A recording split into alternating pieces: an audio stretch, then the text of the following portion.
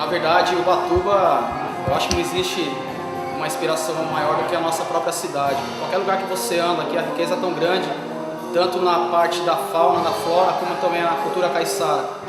Os meus quadros, eles baseiam-se nas formas das flores, dos animais. Eu também gosto muito de buscar a figura do índio, do pescador, do caiçara em si. Eu comecei com um estilo acadêmico, aí do estilo acadêmico eu acabei migrando para a pintura contemporânea.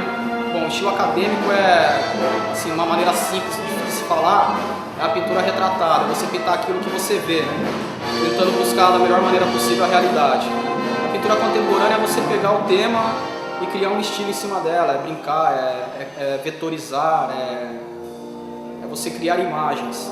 E, enfim, aí eu entrei nesse estilo, estou nele no momento, mas eu sei que como arte a gente sempre está se transformando, sempre buscando algo novo. Mas no momento o que eu estou sentindo prazer de pintar é o estilo contemporâneo. Eu sou de Ubatuba, sou caiçara e para mim é uma honra ter um quadro meu hoje no acervo da cidade. A gente sabe que a arte, o verdadeiro valor dela, às vezes não está nem no dinheiro, porque se você for perguntar para a maioria dos artistas plásticos aqui de Ubatuba, eu creio que nenhum vive da arte plástica, porque é difícil, é um tipo de produto que não é consumido, então para a gente o valor da arte é o reconhecimento.